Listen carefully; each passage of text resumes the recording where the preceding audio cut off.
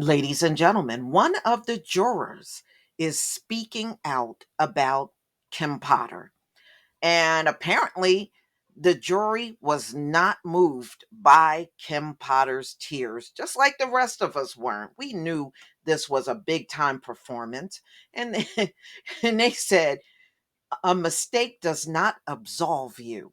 It sure doesn't. In a recent interview, one of the jurors for this is the Kim Potter trial shared their thoughts and findings. The ex police officer guilty after killing a 20-year-old Deontay Wright during a traffic stop April 2021. The unidentified juror said Potter still committed a crime regardless of her status as a 26-year veteran or the fact that she allegedly didn't mean to kill Wright. On Thursday, December 23rd, a Hennepin County, Minnesota juror compiled of six men and six women found Potter guilty of first degree manslaughter and second degree manslaughter in Wright's death. The former police officer reportedly shot and killed Wright as he tried to flee a traffic stop. Okay, and we know this was in Brooklyn Center after learning he would be arrested on an outstanding warrant. That's not why he was running.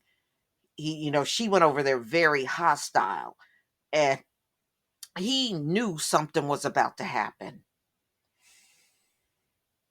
When she thought she had grabbed her taser, she instead grabbed and fired her gun, which nobody is buying that she mistaken a taser for a gun.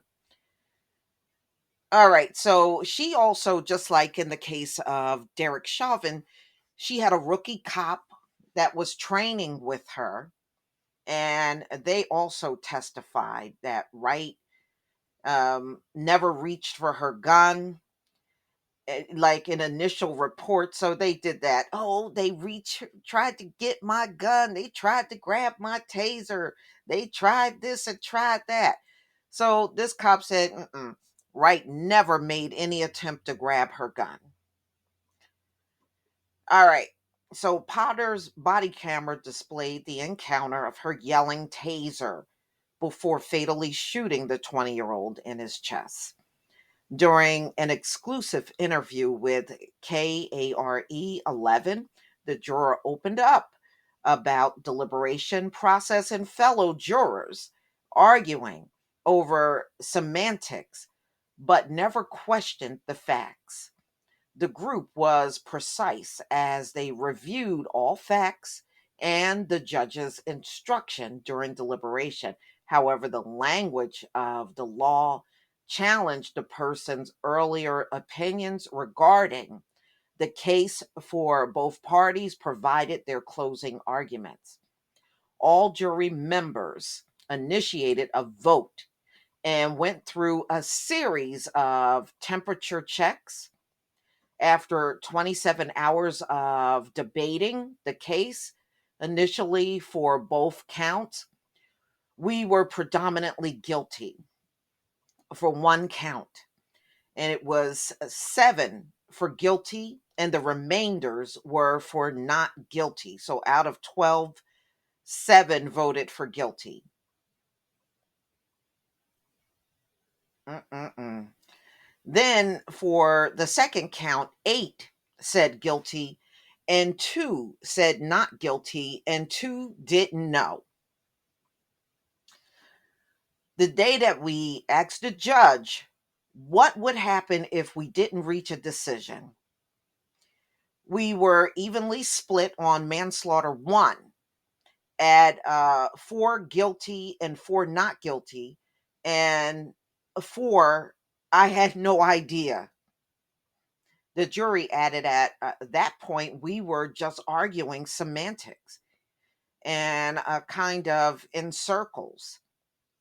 This case was interesting because there weren't really facts that were in dispute. It was more of our interpretation of our jury instructions and the law. Those last couple of days were literally just focusing on the language of the law. CNN reporter, this was a legal expert who reviewed the case, were surprised that the jury did not return with a hung jury or mistrial. Why? Why? When you saw that footage, she clearly killed him. She could have let him go and chased him. And you notice when they're dealing with black men, it never dawns on them to maybe shoot out tires. But I notice when they're chasing a white suspect, they will do that. So, Sarah Azari, a criminal defense attorney, told the news network 3 to 5 years ago this would be a full acquittal, not even a concern over a mistrial. So the fact that we are now seeing more accountability for officers, the idea that they are not above the law, that if they do the crime, they do the time, is great. Though the jury did not question Potter or Wright's character during the trial, the jurors said they did not believe the Minnesota ex cop was racist, a liar, or a bad person. I don't think any juror felt Kim Potter was a liar. I sure felt like she was, but I wasn't on the jury. We did get the feeling she was fighting for her life by testifying, the juror said. I was surprised after the verdict came out to learn some people did not find her crying to be real. Wow.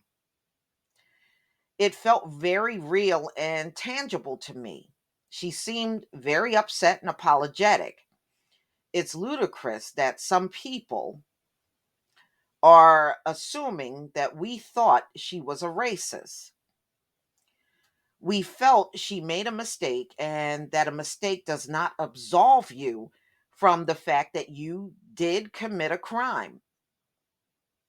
Being a good person doesn't mean you're above the law, the person exclaimed.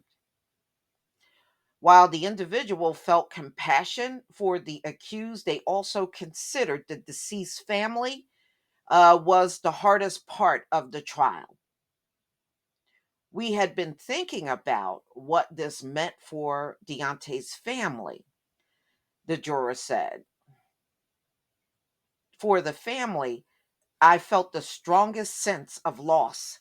And I know there has been this news about accusations that Deontay was not a good person. Oh, so what? Kim Potter ain't no good person either, if you want to go down that route.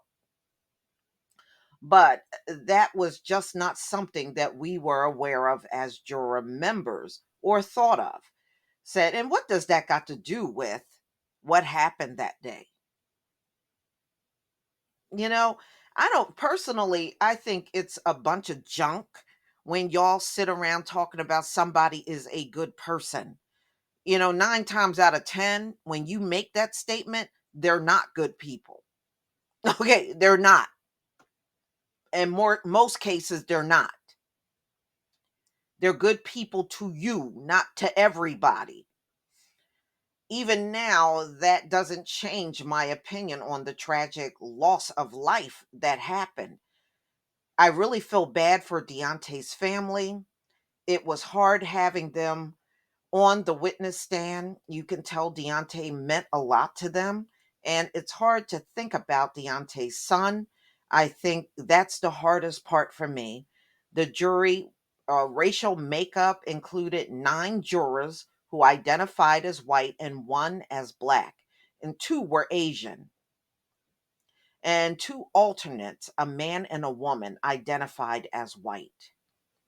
So Kim Potter is exactly where she belongs. I feel absolutely nothing for this woman, along with other cops out here that are just shooting and killing and not caring. You know, if America is supposed to be as advanced as you claim, then I don't know why your cops are so primitive on the street. I'm just saying it don't look very advanced when you look at the way they operate. But y'all, please tell me what you think. Please leave your comment and subscribe. Don't forget to hit on the notification bell, and I'll see you on the next video. Peace, family.